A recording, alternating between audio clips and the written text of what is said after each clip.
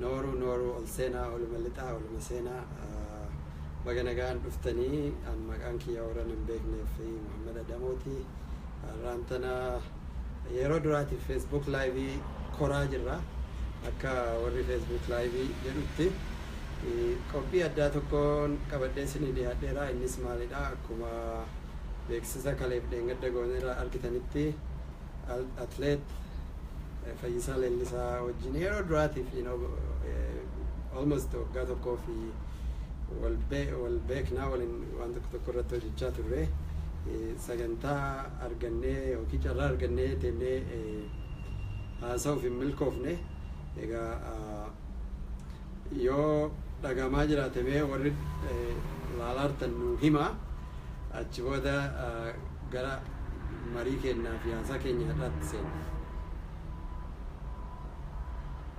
النجامة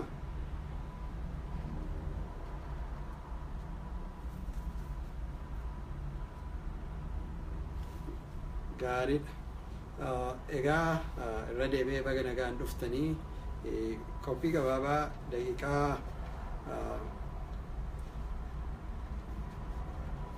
النجامة دقيقة الدم في نوجين ترى رانتنا في لاكستاف أريزونا جرا أتليت فيسال الليسا شرا كنا نكنيته أكا غافي توك سيغافن نويمو كيتي في غلطهم أصلي الثاني نجافة دوغنا ترجمو كيسني غلطهما قارين كم يبي يكوني جالته وقاتك ترتنا تفكات almost سبتمبر إندي أشجرا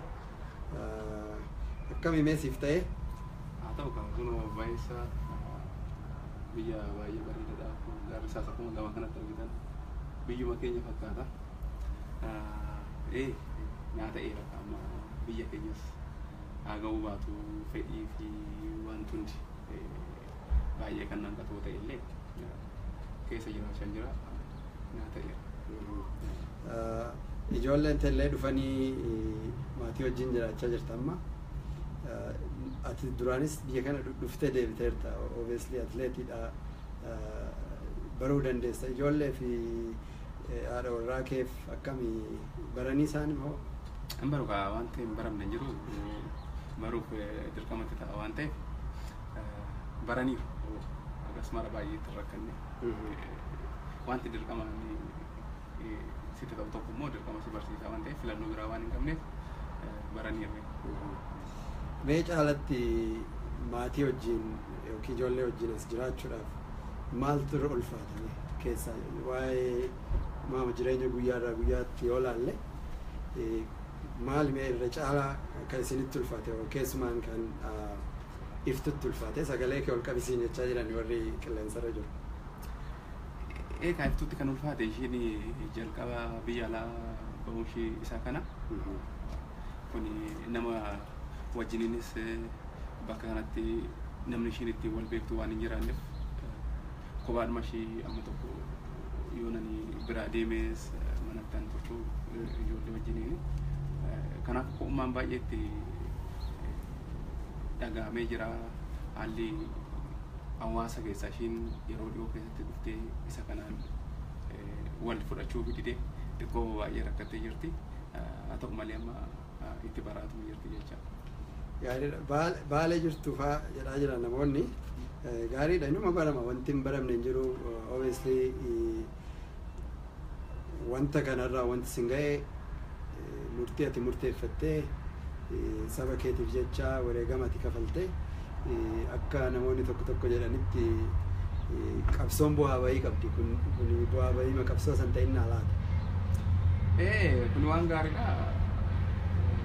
Bakka jiru kun jireenya keessatti immoo hanqina galiillee jiraachuu danda'a. Qabsoon waan salphaa miti. Qabsoon guddaa godhe jechuu odoo hin ta'in garuu waan kana caalu sufuu danda'a. Kanaafuu ani nama bu'aa bahii jireenyaa hedduu keessa darbee sadarkaa kana ga'e waan ta'eef waanuma hunda keessa simadhee keessa darbuu nan danda'a. Garuu wanti nani yeroo baay'ee natti dhagahamu itti sammuu kiyya keessatti waan nani yaada tures waan nani beekus jiruu xiqqaa keessa guddaa seenee gaafa guddaa sana seenee jiru immoo har'a sadarkaa sanarraa iddoo kana ga'ee jira.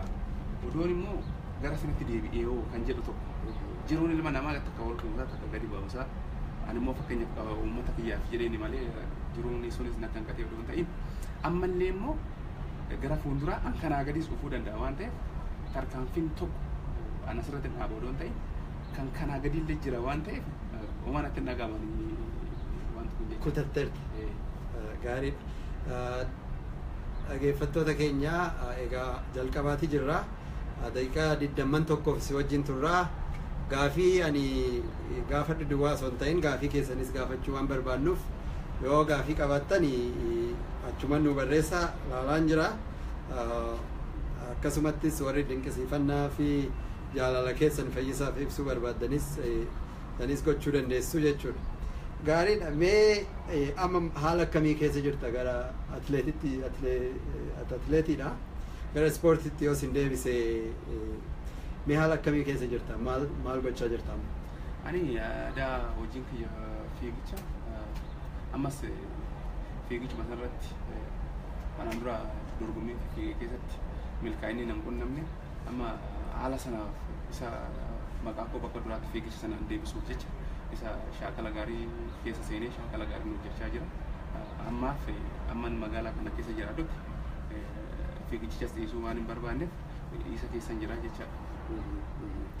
Mee dorgommiin kee namni baay'een yeroo darbe kan si arge Londanitti London booda maaltu taana ka jedhu amma mee dorgommiin kee kanatti taanee dhufu eessatti ta'a yoo himuu dandeessa ta'e? Dorgommiin ani qabu dorgommii maraatoonii fiiguudhaan dura fiigicha kiiloomeetirii 21 dorgommii 2 fiiguudhaaf qophaa'an jira. Walakkaa maraatoonii jechuudha. Tokko Bogotaa Juulaayii 30 fiiga. Achi booda immoo Seeptembar 10tti Maanchister fiiguudhaaf an jira jechaadha. San booda immoo Oktoobar 8 Chicaagoo fiiguudhaaf qophiirra jira jechaadha. Warri Minisootaa fi Chicaagootti dhiyoo jirtan qophaa'aa ka guyyaa sanii namni achitti argamu Oromoo duwwaa ta'uu qabaa jechuudha. Akkana taanaan fayyisaan Chicaagoo dhufuuf jedha. Gaarii waaqni si haa milkeessu ka torban kana carraa shaakalli maal fakkaata jedhu nuti yoo televizyiinii irratti ilaallu wantichi salphaa fakkaata. Jechuun kaachuun teeknikii baay'ee waan qabu jettee yaaddu ilaaltu jechuudha. Garuu waan isin gootanii torban kana guyyaa guyyaadhaan argaan ture. Akka nu hubadhutti guyyaa hundumaa wixatarraa amma dilbataatti ganamaan kaatee shaakalta sa'a lama deebitee raftee dhiqattee ammas galgalas kaata. Guyyaa waaqni uume kana hundumaa kana gochuun nama nuffisiisu. In ulfaata garuu gaa shaakala guddaa kana keessa seentee hojiin guyyaa guyyaan akkasitti dabalamaa deemutti in ulfaata qaamni kee dadhabaa deema dhibeen tokko tokkos mudachaa deemu hoggaa shaakala baay'attee dirqama kaa ulfaa in ulfaata garuu yoo akkas goote immoo malee gara firii sanaatti seenuu dandeessu. Kana waan ta'eef in ulfaatu maaliif tokko faa wanta ati fiigicha keessatti si qunnamu uleedhaan dhaanamuudha ol caala. Kanaafuu uleedhaan dhaanamuudha ol waan caala. Dhukkubbiinsaa jechuudha. Dhukkubbiinsa isa jalaa bahuudhaaf akkasumatti madooftee hojjette gaafa sana itti sin gammadda. Dadhabbii kee baate sana immoo gammachuu ji'a 3-4 rakkachaa keessa baate sana gammachuu dachaa san caaluu argattaa jechaadha gaafa sana. Kana waan ta'eefu waan amma akkasumara baay'ee waan dadhabbii isaa odoon ta'in jaalala shaakalichaa akkasuma dorgommii gammachuu gaafa dorgommii hoggaa injifatte qabdu sana isatu keessa kootti natti dhagahama waan ta'eef kanaafuu baay'uma natti dhagahamu dadhabbii guyyaa guyyaa. Atamma jaalalaa fi gammachuu moo'atu irraa dhufu atleetiin kamuu qaba. Siif ammoo wanti dabalamee yeroo moo'attu hundumaa'u carraa waa'ee Oromoodhaa sagalee Oromoodhaa dhageessisuudha rakkoo Oromoo irratti gahaa jiru addunyaatti himuu qaba. So waa sadii qabdaa jechuun motiveeshiniin kee sadii natti fakkaatama. Mo'achuunis jira gammachuu inneen addunyaatti dhageessisu. sirriidha maaliif kuni dirqama innillee waan guddaan dhaabanii jira fiigichi kuni kanaaf imaana baay'ina irraa qabatee yaada jira fiigichi kuni sadarkaa gadi irra fidee sadarkaa bakka guddaan akka jira waan hin argine agarsiisee jira sanarra immoo dabarsee carraan ani hamma tokko uummata kiyyaaf sagalee ta'ee jedhee yaadu wajjiniin wal quunnamsiisee jira uummata kiyyaan caalatu wal dabarsiisee jira jaalala isaanii uummata Oromoo kan immoo eenyummaa kiyyarraa qabu kanaaf na dabalee jira akka uummanni koos immoo caalatti daran na jaalatu fakkeenyaaf immoo namoota qabsoo kana keessatti abdii kutatanii yookaan immoo murtiidhaaf illee duubatti jedhanillee tarkaanfii ani fudhadhe kun waan isaaniif xiqqoo kutannoo kennuuf natti fakkaatee jira jechaadha maaliif fiigichanaaf waa baay'eedha waa hedduudha jechuu danda'a maaliif kana jedhee siif ibsuu hin danda'u amma tokko wanta xiqqoon sitti maa jira jechaadha. Gaafiin tokko yeroo baay'ee deddeebi'ee ka'u tokkoffaati dhaloota qubeeti. Dhaloonni qubee durumarraa ka'ee afaan isaatiin aadaa isaa hamma tokko barachaa dhufee guddate nuti hundi akkasumatti guddanne. Dhaloonni nun duraa carraa akkasiin qabu ture garuu seenama biyya sanii keessatti atileetonni fiiganii biyya san addunyaa irratti beeksisan ilmaan Oromooti. Mee sabboonummaa kee kana sabboonummaa fi ammas qabsoo Oromoodhaa rakkoo Oromoo irra gahaa jiru itti hiiktee hubachuudhaaf haala guddina keetii fi haala maatii keetii irraa mee eessaa dhufe sabboonummaan kee eessarraa dhufe jalqabni isaa? Sabboonummaan kiyya uummata keessa dhufe uummata ani keessa dhaladhe keessatti ani ka uummanni Oromoo duraan yookaan immoo akka qubee dhaloota qubee kana odoon ta'in garuu uummanni Oromoo qabsoo hin dhiibne qabsoon isaa kun ammarraa kana nama hunda hammatee hin jiru bakka garaagaraa jira garuu anan dhaga'e naannoodhuma keessatti xiqqaadhumarraa qabee yoo odoon mana barumsaa hin galin namoonni baay'een jara kanan jaalatanii qeettis ilaalcha gaarii jaruma kanaaf hin qaban. Warra biyya bulchaa jiru. Ilaalcha gaarii hin qabanii kun biyya keenya to'attee jarri kun akkana gootee akkatti hammataarra nu deemaa jirti jedhanii jibba guddaa dhiyeessaa fi ture uummanni jechaadha manumattuu maatumarraa ta'ee jechaadha. Kana dhagaa guddadhe. Kana dhagaan guddadhee fakkeenyaaf waanuma isaan jibbanii fan jibbuu jalqabe gaafaan mana barumsaa seennu ani akka lakkoofsa biyya sanatti bara 1989 mana barumsaa galee hoggaan mana barumsaa galee odoon jibbuun galee mana barumsaa sana jechaadha. Iddoo sanas immoo baay'eetu ture kaambii godhatanii hoggananii mana barumsaa galu sana naannoo sana hin jirani darbanii jiru kuni hoggaa sana to'ataniiru waan naannoo sana jiru. Sana booda gaafa mana barumsaa dhufu barataanis hin jibbaa darbanii hiriira bahuu oduman kana jedhanii naannoo bosonni baalee gubatu bosona deemnee dhaamsana malee jedhanii ijoolleen qajeelan gara magaalaatti mana barumsaatti yaa'anii anis wajjiniin nan dhaqee baratan maali achuma akaanii baalee dhufaan deemudha bosona irraa ibidda achi booda poolisiin dallaatiin richaase kaan bittinsanii ijoollee baay'ee achi qabanii gara buusanii beeku kaanuu mataarraa hidhanii ji'a sadii booda akkas fidanii ka sabboonummaan sun hawaasuma sana keessaa maddee sana duramuu bakkuma itti dhaladhe sanatti gootota baay'eetu gootummaa isaanii biyya sana keessatti argisiisanii turanii kan akka maqaa isaanii kan akka Mul'ataa Fayyisoo fa'aa kan akka Mogoraatu Fa'aa kan akka Waggisaa fa'aa maqaan isaanii ka namoonni hedduun keessa jiranii namoonni sun maaliif dhaloota qubee ammaa walirratti kan amma fakkeenyaaf godina Shawaa Lixaa san keessa narra godhameen olitti mootummaa dargira baay'ee balaa gaaga'ama guddaa namoota ga'anii turan jechaadha namoonni sun muraasa ta'anii jechaadha. Kanaafuu manatti odoon dhaga'u odoon waa'ee kanaa dhaga'u waggaa Mul'ataa Fayyisoo waggaa maalii yoo jedhan sun gootummaan isaanii sun anaan sammuu kiyya keessatti baay'ee na daraaree jechaadha maaliif namoonni sanyii dhumti jara sanaa yoo akka sanyii biraatti ilaalamaa jechaadha. Sanyiidhuma fuudhaaf illee argatu sanyii jara kana. Kanaafuu sabboonummaan sun hawaasuma sana keessa argate malee barattoota Oromoo warra sirbitoota Oromoo ta'erraa argate malee ani akkasuma nama caalillee miti maaliif keessa kiyyatti ani xiqqoo dadhabaa natti fakkaate yoo gaallaan isaan wajjin hoggaan ofii nama daansisu ani baay'ee xiqqaa tokko natti fakkaata sabboonummaa kiyya kana eegan finfinnee dhufe ani jabaa ta'uu kiyya of arge namoota biraa jiru gaanii of ilaalu jecha kanaafuu sabboonummaa kiyya uummata Oromoo irraa dhufe gara biraatiin dhufne jechuudha. Artistoota Oromoo maqaa dha'uu waan tokko na yaadachiisa. Bakka an guddadhetti yeroo an dura mana barnootaa galee waa dhaga'uu jalqabnu Eebbisaa Addunyaa fi Umar Suleyman akka waaqatti wagguu gara mana barnootaatti fiignu sirba Umar Suleyman sirbaa deemnaa jechuudha.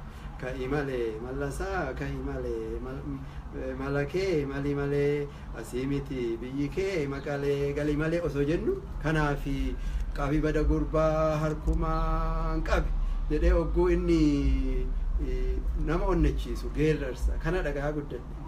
Irra caalaa yeroo sanitti kan namni manatti haasa'urra tokkoffaa sirbumaa'uu dhaga'uun onnoo ture. Yeroo maraan argatu ambaadiyatti guddadhe namni hundi teephiin qabu. Namni hundi immoo kaasetti san bitachuu hin danda'u. Maaliif bittalla yoo teephiin qabaatin qaccee ka dhageenyu kanaan hedduu achirraa baradhe jechuudha. Siifi fakkeenya kan siif ta'an jiru yeroo ijoollummaatti artistoota Oromoo keessa. Sirba kaka'umsaa kanani manni keenya bakka magaalarraa akka kiiloomeetira 8 fagaata. Gubattee yaa bosona baalee kan jedhu Anilfaa Gaanfurree Ansagaayii Daandanaa sirba daawwitee. Mucaa tokkotu teephii wayii qaba. Teephiin sun dhagaa lama fudhatti. Ani immoo hin qabu. Ibsaanis ibsaa fudhatti dhagaa lama nyaachiftaa. Isa dhaggeeffachuun ganna gamanni barumsaa jiru kiiloomeetirii 8 deema. Kana dhaggeeffachuuf jecha. Maaliif odoonni walaloosaa hin beeku amma waan harkaa badee waan asirratti beeku natti fakkaata. Anilfaa Gaanfurree sana. Kanan dhaggeeffachaa deeman dhuguma akkasiin jette kana isaan guddina baay'ee nuu kennan. Guddina eenyummaa keenya akka barru akka nuti jajjabaannu akka Oromoo sirriitti gad ejjetu kan godhe artistoota Oromoo fi caalatti barattoota Oromoo jechuudha. Kun gaafii tokko jiru kana wajjin dhaggeeffattoota keenyaa gara dhumuutti deemaa jirra. Gaafii beesan nu biraan gaa warri gaafii kanaan dura guyyaa 2-3 kana nu biraan gaan hedduu jiru. San keessa mee tokko sii kaasa maaliifi yeroo isaanii fudhatanii gaafii erga nutti ergan waadaa gallee feeguun nurra jira waan ta'eef gaafii dheeraa nu ergee obboleessi keenya tokko Finfinneerra Margaa Jee jedhama maqaa isaa guutuu himuun barbaachisu maal jedhaa hedduu galatoomii duraan dursee kabajaa siin qabu dargaggeessa Oromoo qaroo yaada bilchaataa nama hin jarjarree baay'ee si dinqisiifadhaa jedha. San erga jedhe booda jabaadhu dalagii Waaqayyoo Rabbi si haa jabeessu jedha. Gaafiin isaa duraa mul'anni kee Oromiyaaf fi Oromoof boruuf qabdu maal fakkaata? Oromiyaa akkamii arguu barbaaddaa siin jedha. Galatoomee duraan dursee Oromiyaadhaaf fi Oromoodhaaf kanaan gara fuulduratti mul'atni ni qabu. Oromoon akkuma nama kamiyyuu jabaatee qabsoota galmaan ga'ee waan biyya alaa kana keessatti waan hin taane kan dhaga'uudhaa fi qabsoota cimee akka nama kamiitu caaluu miti qixxuma nama tokko jiraatee kabajamee biyya isaa irratti akkuma kunoo biyya Ameerikaa biyya Euroopi Ingiliz maal kan nama biyya isaa dhaqu keessatti ammatee biyya isaa wajjiniin jiraate akkuma akkasumatti ilmi namaa achi badee lammii biyya kanaa argatu san lammii namaatiin biyya isaa keessatti gooftaa ta'ee keessummoota isaa simatee nama wajjinii nama kamuu wajjinii uummata jiraatu kun Oromoodhaa fi hawaa Oromiyaaf immoo misoomtee bilisoomtee ilmaa ishee hammattee biyya san keessatti Oromiyaa san keessatti ilmaa ishee hammattee akka ilmaa ishee lammii tokkoffaa akka lammii lammataa akka har'aa kan odoon ta'e akkuma kun biyya Ameerikaa kana keessatti lammiin Ameerikaa dhalee tokko kabaja guddaa qabaatu kun anaa ol kabaja guddaa waan qaban namoonni ammaa jiranii anaa fi isaan qixxee ilaalamanii uummata isaaniitiif uummata ishiitiif dacheen Oromiyaa sun kabaja guddaa kennite gara fuulduraatti biyya gaarii yookaan immoo naannoo gaarii akka isheen taatu hawwii kiyya jechaadha. Kun immoo waan hin hamne jechaadha. Wanta Oromoo duubatti deemsu hin jiru kana booda jedhe. Uummanni Oromoo fakkeenyaaf gaaffiin Oromoo har'a hookamee torban lamatti gaaffii deebii argachuu qabu. Kophee laali jijjiirama kophee lama gaa'ee moo maal jedhama. Kun torban lama keessatti gaa'ee deebii argate. Deebiin Oromoo ji'an guutuu kana booda kanaan argachaa deemu waan ta'eef Oromoon mirkaneeffachaa jira abbaa biyyummaa isaa waan hundayyuu. Maaliif haalli irra gaarii jiru kondiishinii gaariitti deemaa jira jecha maali kun anaaf mul'ata kooti asana ta'u.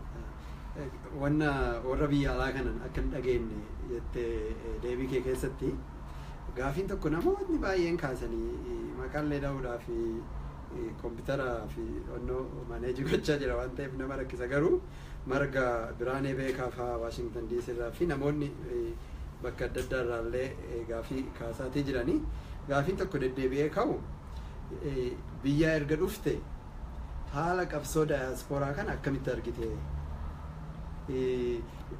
Qabsoosa biyyaa keessa jiruun immoo akkamiin wal fakkaata akkamiin garaagaraa? Kuni qabsoo miti kun oduudha malee qabsoon kana fakkaata. Amma ana keetti fakkeenyaaf hoggaan biyya jiraadhne ijoollee Arsii haa ta'u, ijoollee Harargee haa ta'u, ijoollee Wallaggaa haa ta'u, ijoollee Maccaaf Tuulamaa haa ta'u wanta akkana hin jiru waan irraanfatame tokko Oromummaa ta'uu isaa amma fakkeenyaaf ani yoo mana kiyyatti waamicha qabaadhe yookaan immoo kabaja wayii mana kiyyatti qabaadhe ijoolleen bakka itti dhalagge sana waamu. Ijoolleetti jira ijoollee Harargee, ijoollee Baalee, ijoollee Booranaa, ijoollee nama hawaa, ijoollee Alaalaa irra gaanaa ba'uu danda'an. Ijoollee kana wajjin nama walii gale akka walitti dhiyaadutti isaan dur wal beeku yookaan immoo isaan maatii keenya fira keenyan dhiigaa walitti dhiyaatu sana odoo hin ta'in Oromummaatu bakka qabatee jira. Biyya keessatti Oromiyaa keessatti jechaadha. Har'a boo qabu naannummaa bakka qabatee jira jechaadha. Maaliif ilmi namaa bakka biyya alaa kana kaa amma keessa ta'u biyya guddatte bakka adiif gurraachi wal keessa jiraatee isaan nuti yookaan immoo Ameerikaadha waliin jedhanii walitti dhiyaatan sanatti nuti immoo ijoollee abbaa tokkoo taane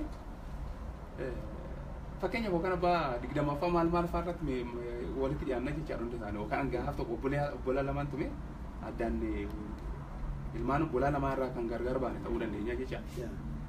Kanatti fidanii uummata fidanii waan gadi ba'ee Facebook irratti yookaan immoo sooshaal miidiyaa irratti haasa'e namoota hunda amansiisuu danda'utti fakkaata namoonni kun jechaadha. Amma fakkeenyaaf inni tokko gareessa kana xureessa inni sun immoo kana xureessa. Inni sana gareessa kanarratti sana haasa'u suni inni sunis garee qaba. Inni sunis deeggartoota qaba. Deeggartoota qaba. Hogganni sun sana xureessu sunis as deebisaafi. Kanaafuu kan akkamitti wallaalee nama Umaayyuu ga'ee sin qaban qabsoo Oromoo keessa uummanni ala jiran kun waan tokko hin qabani ani baay'inatti dhaga'ame kunis akkas ta'adhee yaanne ofuma deebii ofii haa kennu dubbatu kun. Ani maqaa isaa hin dhabu garuu ofuma isaatiif deebii mataa isaa deebisu. Abaluu eenyu inni tokko kanarraa eegsii ka'a kiroosuma hojjechaa oola beektaa yeroo tokko intarvaalii hojjennu dorgommii toggaasin dirree kubbaa miilaa sana agartee akkasitti hojjenna qaxxamura ammas immoo akkas hojjeta isa na yaadachiisu beektaa yeroo baay'ee kiroosuma nama tokkorra fuudhanii mataa irra gadi ofirra kaa'utu irra ture beektaa dur. Akka warri faranjii jedhutti daawitii keessatti of ilaaluu qabanii jechuudha wanna nama baanii xaxxabuurra ofii daawitee keessatti of ilaaluu barbaachisa. Jalqaba maal hojjetanii fakkeenyaaf namoonni haasaa jiru immoo dargaggoota warra ta'an oduun hin bilisoomne waan barbaade waan ta'e oduun hin bilisoomne. Anama fakkeenyaaf waan keessan baay'ee qabsoo Oromoo keessa taa'ee dhaggeeffadha. Taa'ee dhaggeeffadha abbaan barbaade waan barbaade ta'a godhu. Yoo hin danda'e immoo nan qabsaa karaa deeme sun yoo dhuguma gaarii ta'e Oromoon afaan agwa. Karaa barbaade karaa filatan fudhatee deeme yoo karaan gaarii ta'e warra ganamaan dhaguu danda'a jecha. Nama arrabsu yookaan nama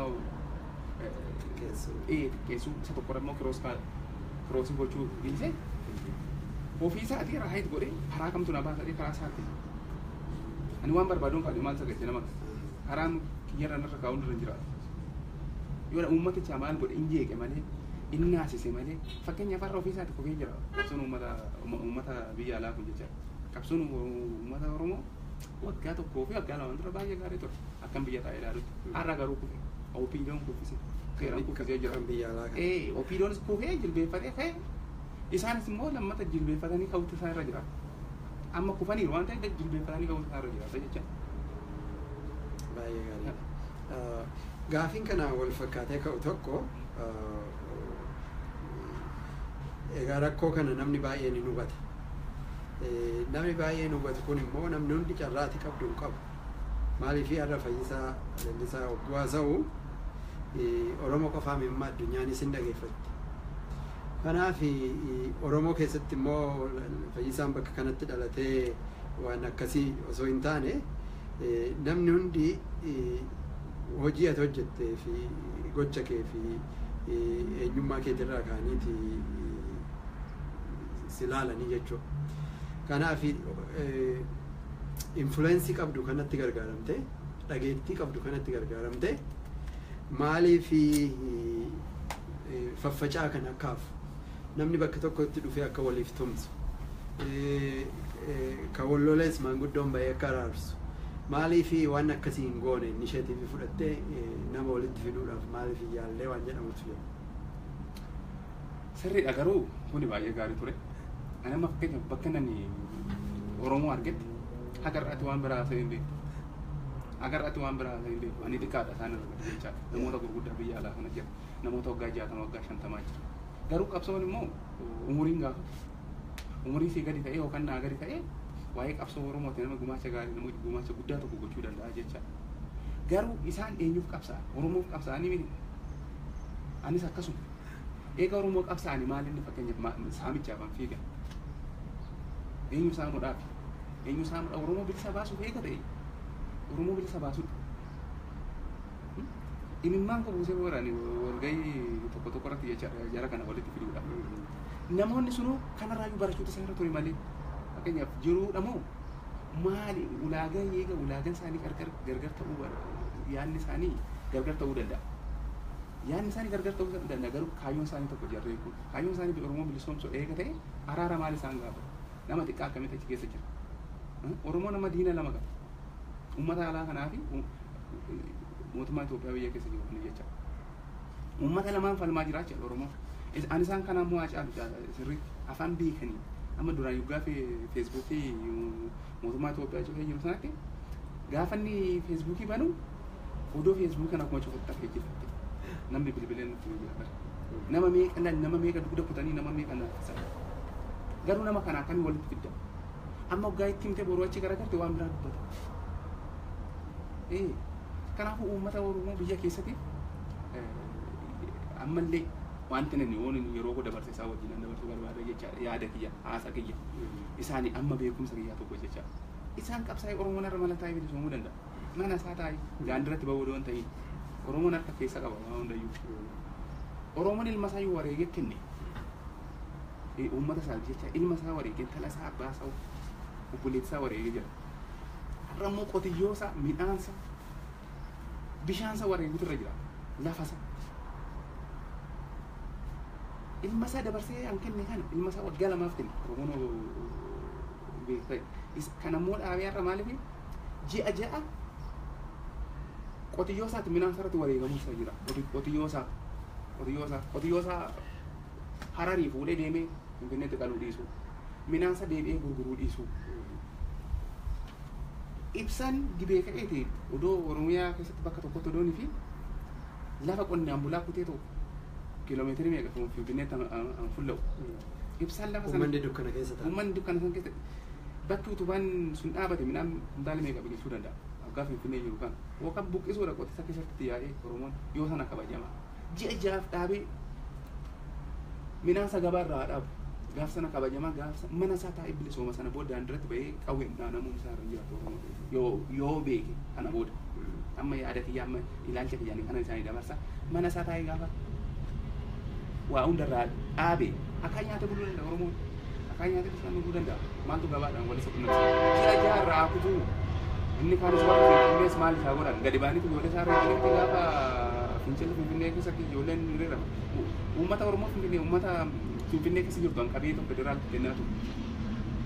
Kanaafuu warra isaatiin fe'ee magaalaa Finfinnee geessu irraa qabu ji'a ja'a maal ta'a Oromoon ji'a ja'a maal ta'a ooshin diddiitti dabala. Gaariidha. afaan hin gossinii bishaan kenniif jedhanii we gonna get you water. Gaariidha ergaa gaarii dabarsite asirratti ilaalaan jira namoonni tokko tokko warri gurra duude dhageeffadhaa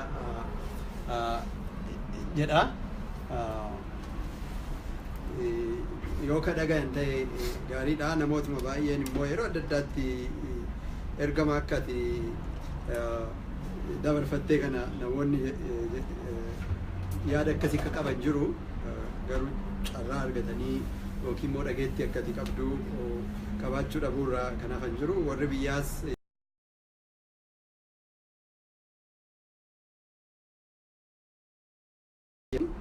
akka naqarsaati. Naqarsi qaama namaa tokko keessa yoo seenee faffaca'aa jedhama. Deemee achi gahuu danda'a waan ta'eef ergaa gaarii dabarsiteef. Gaarii mee gara atleetiksitti as deebina. Wanti Londanitti ta'e tokko kan anas na ajaa'ibsiise namoota baay'ees kan ajaa'ibsiise suuraa atii fi atleetii Oromoo Qananiisaa Baqqalaadhaa waliin kaatan tokko wal cinaa dhaabbattanii ati mormii kee argisiista. Inni immoo hin seeqannes callisee dhaabbatee jira.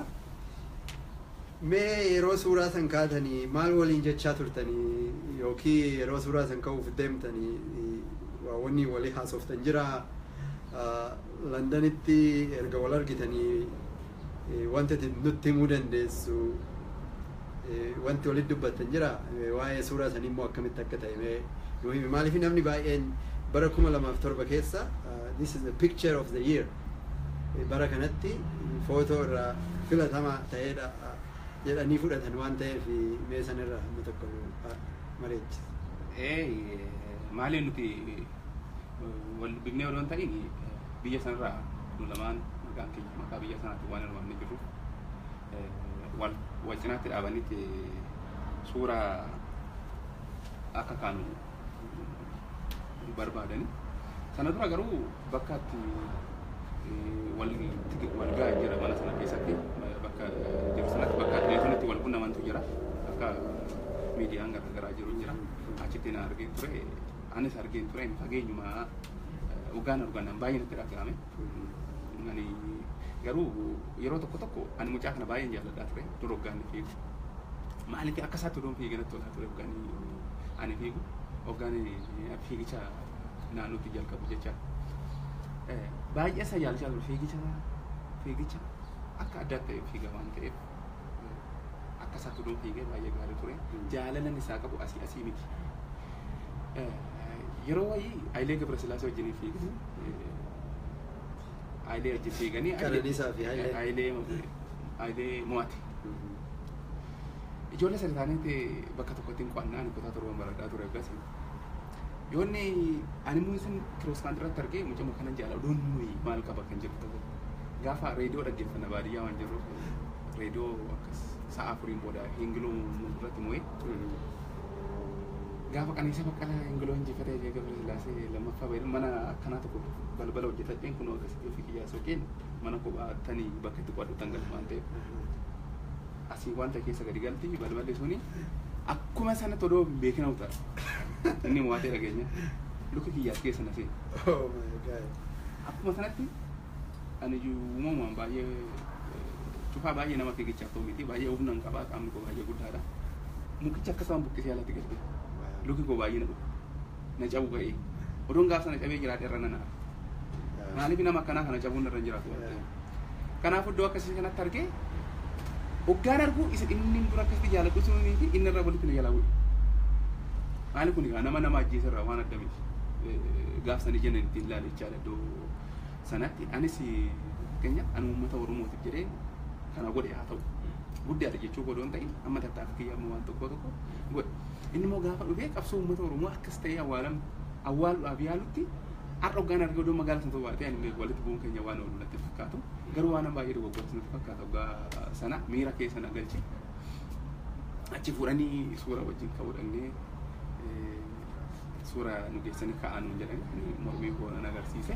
inni immoo xiqqoo ishiis rifachuus akka rifachuu tokkos ta'e akkanatti fakkaatu waan gaabbis natti fakkaata waan sana gadi baasee uummatatti karaa himatu dhabee malee biyya keessatti baay'ee rakkatee jira. Karaa haaluma gaarii shaakala illee hojjetu waan hin qabneef baay'ee walitti jalaa jira. Akkasiin bifa sanaan yaani walitti nu fidanii akka suura kaanu goone malee nuti waliin dubbifne ani maaliif nama firaa fi warra harkaan jiran tokko jira. Bifuma sanaan ilaalu gaaf sana. Kuni dubbii jabaadha. Karaa tokko waan ati jettu nan hubadha. Maaliif har'uma aangawootuma mootummaa Itoophiyaadhaa fuutee biyya kana keessa dimokiraasiin jira. Namni akkuma fedhetti gadi bahee hiriira bahuu danda'a jettee osoo gaafatte isaanumtuu hamma isaa sana afaan guuttatanii jechuu dhabuu danda'an. Afaan guuttatee biyyi kun biyya dimokiraasiitii namni waan barbaade gaafachuu danda'a jechuunsaa baay'ee dhugumatti baay'ee nama dallansiisa. Karaa tokko immoo akka Oromootti Oromoon lamaan tokko wal bira dhufee akkam nagaa ooltee abboo waliin jechuu dadhabuunis karaa tokko nama gaddisiisa. Dhugaa amma asirratti homaa gochuun hin danda'amu garuu badaan ofii gaaf tokko galuu danda'a. Namni baay'een badee ture namni galas guute akka kiyyaatti ani gaaf sana baay'ee wannoo jedhee amma ofii kiyyaa dhiise. Maaliif gaaf tokko keenya ta'uu danda'a argee jira irraa. Uummata Oromoo jechuun waan guddaadha bakka bishaan guutee tullurra sitti dhufti wajji. Maaliif yoo si kuffisu hin beektu yoggaa si kaasu hin beektu. Kanaafuu mucaan kun akkanatti fakkaatutti karaa gama kiyyaa mana nu jedhu uummanni Oromoo dhiifama godhee fi biyyuma keessatti odoo nagaan jiraate waan gaarii tokko jechaadha. Ani gaaf sana wanti dogoggoree jira maaliif yeroo baay'ee nan haara'u kan immoo akka malee miira keessan gala dafee odoon amma sana taaree odoon waan tokko mucaa kana amma beekumsa kiyyaa odoon gorsee jiraate waan gaarii ta'a eegas yaanaan nu agarsiisee jira jechaadha.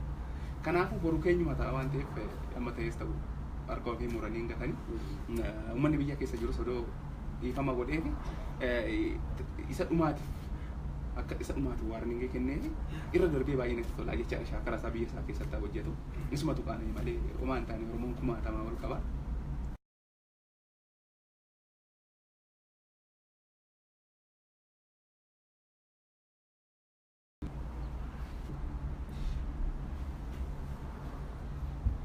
Gaafin namni baay'een deddeebisee kaasu waa'ee leenjisaati. Maaliif amma sadarkaa irra jirtu kanatti akka daran mo'attu kana caala sagalee Oromoo fi ija sabaa sagalee sabaa siin jedhu namni baay'een akka ol kaastee dhageessisuu dandeessu maaliif shaakalaa yookiin nama leenjisu nama si leenjisu hin qaxarannee ka jedhu deddeebi'ee mee kana maal jettan? Ani rakkina leenjisaan leen qabu maraatoonii 2009 fiiguu jalqabe. Kana keessatti sagantaan hojjetu hundaan hin beeka. Akkamitti akka hoggaan jijjiirame hoggaan qabxii gaarii fidu waan akkamii hojjete akka qabxii gaarii fidaa ture. Hoggaan gadi kun immoo maal akka dogoggora akkamii akka hojjete hundaan hin beeka.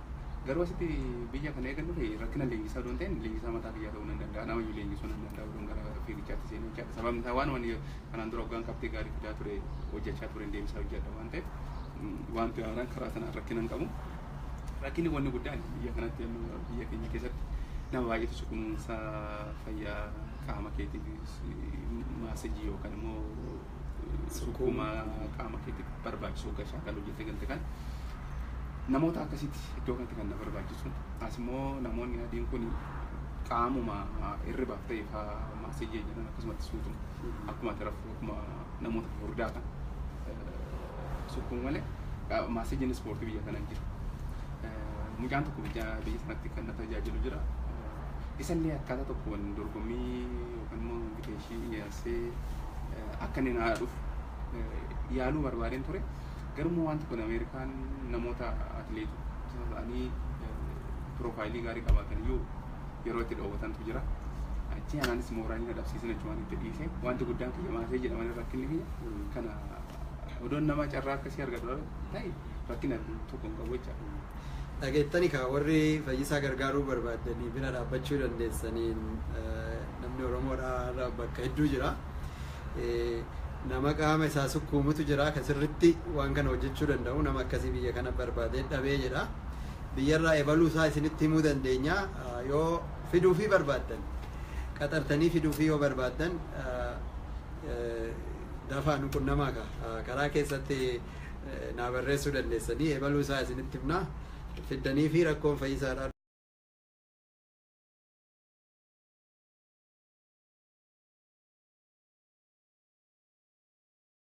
Kenya fulkainsi lafaa sirrii galaanatti meetira kuma lama fi dhibba sadii haga dhibba shanii gidduutti lafa argamudha. Kuni teessuma magaalaa Finfinneetiin baay'ee walitti dhiyaata. Xiqqoo ishii iddoon kun qilleensa amma jiidhinsa qaba biyya keenyatti kun qilleensa goggogaadha yookaan immoo humidity jedhan sana hin jiru al tokko paasentii 30 waan ta'eef haa ta'a. Humidity jechuun hurka jechuudha. Garma isaatti jiidhinsa qilleensa keessa jiru jechuudha. Jiidhinsa qilleensa keessa jiru. Inni kun goggogaadha. Uumaan qabu kuni. Qilleensa goggogaadha. Amma gara biraa goggaadhattu amma hoggaan fiigu paasentii 100 gaafsa. Gaariidha. Maal gaarii areenni si tulfaata. Keessa keessa tulfaata. Kuni xiqqoo isarraa walaba. Hoggaa dhaqxee immoo iddoo kanatti hojjettee iddoo sanatti bakka humidittiin ol ka'an jiru sanatti rakkina guddaa fiduu danda'a jecha.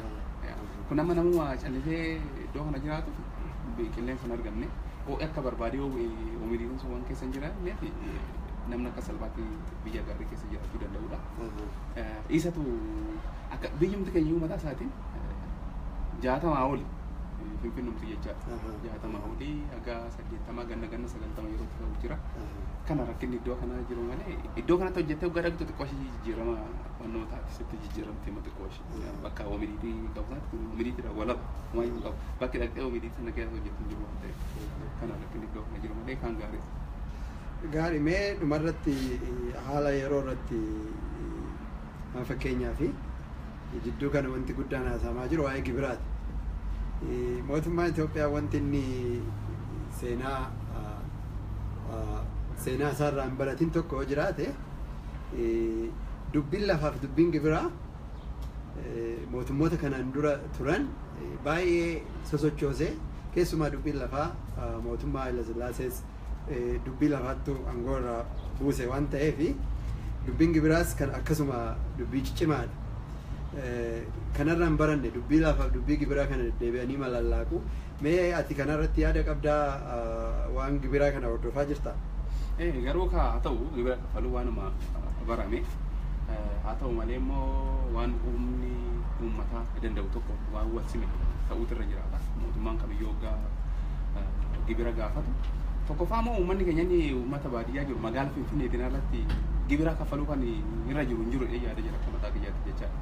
Isaaniif ibsaan gala, isaantu bishaan qulqulluu dhugaa, isaantu mana yaalaa gaarii argata. Isaaniif karaan hojjetamee jira. Isaaniif wanti hunduu diriiree jira. Teekinooloojii, miidiyaan, intarneetii godhamee jiru uummata Finfinneetti achirraa gibira argatu malee fakkeenyaaf Amboo fi Baalee Arsii bu'ee maal qaba. Daandii uummanni keenya yoo kanaaf midhaan isaa gabaatti filatee gurguratu qabu. Daandiitu hojjetamee immoo ibsaan galee immoo tajaajila neetworkii gahaa argataniiti mootummaa kana maaluma waan ta'eef gibira isaa kaffalu mootummaa kana. Kanaafuu uummanni sirriitti jabaatee jechuudha. Warri Finfinnee akka dachaa 10 kaffaluu fi irra jira. Isaan tajaajila gaarii argatanii jiranii jechaadha. Baaburri galee fi jira jechaadha. Guddinni kun immoo tolumaan dhufu karaa tokko biyyuma kamittuu nuti amma asitti nama hundi taaksii kafala. Hin kafalee. Garuu erga kafalte immoo waan tokko eeggata.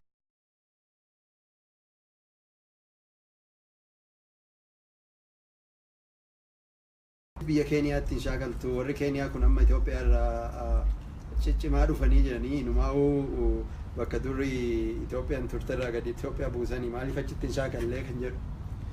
Al tokko ani amma ta'es waan ta'e hojjechuu barbaade jiraatarra hojjetta yoo hin jiraanne maa gochuu hin dandeessu. Akkuma beekamu Afrikaa keessatti baay'ee rakkisaadha. Biyyi sun biyya maqaatu keenya Itoophiyaa lama biyya faatee jirtu waan ta'eef kanaafuu haalli iddoo sana baay'ee akkuma salphaa tokkotti waan barbaade ta'uu dandeessa waan ta'eef kanaaf natti hin tolle malee Keeniyaa deemee hojjechuu nan danda'a. Gaarii anaafsi wanti walitti nu fidu tokko baatii fulbaana darbeerraa silkiidhaan halkanis guyyaas yeroo baay'ee onnoo jechaa turre. kunis hojii kee karaa miidiyaadhaa amma tokko amma na danda'ametti gargaarsa gochuudhaaf ijibbaata gochaan ture ammas jira. Amma mee karaa hojii sanii mee dhaggeeffattoota warra waan ani hin beekne beekanii fi maal fa'aa hojjechaa jirta karaa miidiyaadhaan? Piroojeektiin amma irratti hojjechaa jirtan jira?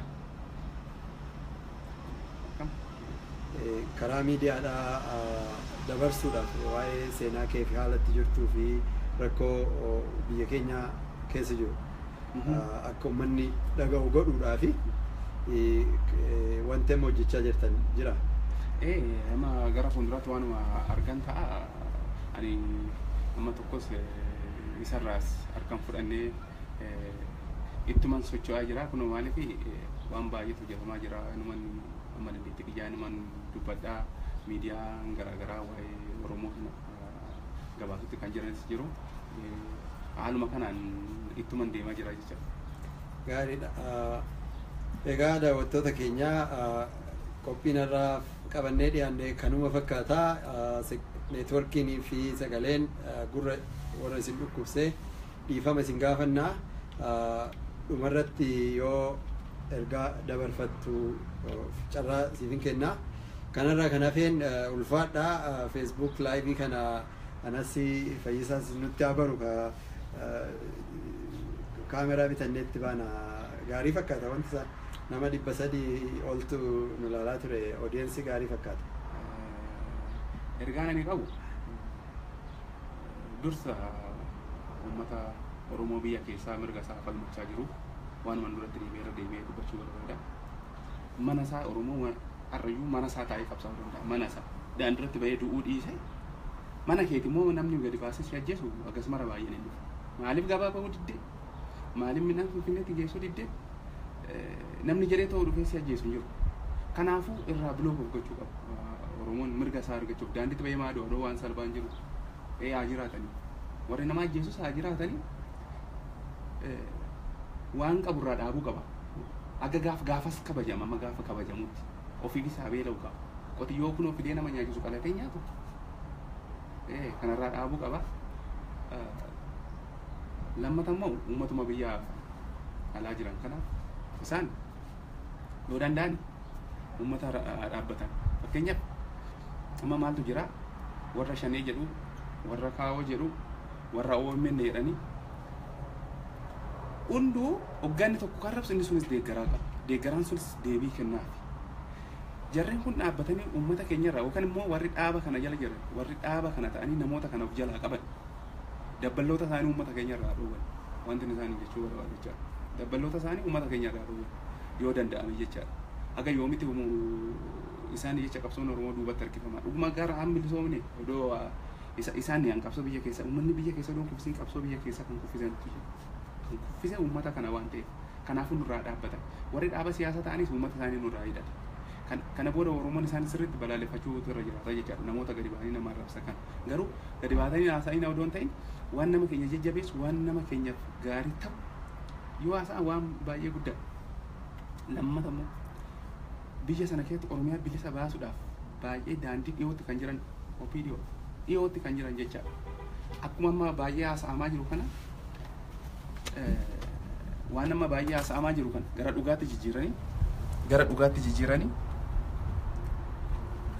dhugaatti jijjiiranii dubbii amma dubbatame kana hin godhan yoo ta'e pirezidaantota Oromiyaa duraan darbanirra kufaatiin isaan qunnama isaanirraa kana jechaadha. Oromiyaa bilisoomsas waan barbaadiyyuu gochuudha harka isaanii keessa jira waan tundu. Kana yoo godhanii dhuguma Oromoof cinaa dhaabbatanii Maandeellaa ol laallamu jechaadha. Lamaa Magarsaa gara fuulduraa Maandeellaadha ol. Kana shakkiin qabu uummanni Oromoo sirriitti beeka jechaadha. Dhuguma Oromoodha ejjetanii jiraatan. Kana ani dhaamsinan isaanii dabarsu hin ta'uu taanaan uummata Oromoo yeroo tasgabbeessanii garuu uummanni Oromoo torban tokkotti irra garagara. Tasgabbaa'ee waan hafuu miti uummanni Oromoo tasgabbaa'us waan gaarii hojjete nutuu duuba jira. Waan gaarii hojjetan jechaadha. Akkuma kanaan dubbii haasa sana haasa'an kun hojiirra oolchan uummanni Oromoo waanti barbaadu bilisa bahuu fi qabsoon isaa akka galma gahu duwwaa akka nama tokkotti kabajamee biyya san keessa jiraachuudhaaf barbaada waan ta'eef kanaafuu dhaamsa gaarii isaanii dabarsa yoo kanan goone kufaatiin isaan mudatu kufaatii eenyuyyuu kufaatiin Muktaar Kadirii kufaatii kumaa dammaqsaatiif gadi ta'a kumaatii biyyoon irra jiran kun kanaaf isaantu balleessa jecha qabsoo Oromoo duubatti kan deebisan kanaafu jabaatanii fufanii uummata Oromoo gargaaruudhaaf jechaadha warri immoo yoo tole jedhan uummata Oromoodhaaf akka dhaabbata warri biyya alaa kun yoo didan immoo akkuma barbaadanitti eegsi isaanii taafufanii kanaan dhaamsa dabarsaaf jecha. Gaariidha Fayyisaa Leellisaadha hedduu galatoomii yeroo kee fudhattee nu wajjin turuudhaa fi biyyi Fayyisaadha kana fakkaatti warri argina argaa warri immoo carraa argattanii kanaan duraa'uu beektan beekuu dandeessu. Dhugumatti biyyi kun Fayyisaa biyya keenya fakkaata amma fakkeenyaa fi Baalee fa'aa keessatti sansalataa taraaraa waan jedhamu tokko jira gaarri isaa addaan hin citu. Kunis akkas fakkaata gaarri isaa addaan hin citu dhagaa fi tulluu maali muka hin qabu malee akkas fakkaata biyya baay'ee bareeda. Egaa akka obboleeyyan keenya warri yeroo keessan fudhattanii sanbata kanaan yeroo gabaabaa tanan wajjin turtanii ulfaadha. Yeroo itti aanu qophii tana fakkaattuu fi tana caaltuun akka walitti deebinutti sanbata gaarii isin haa ta'u nagaatti.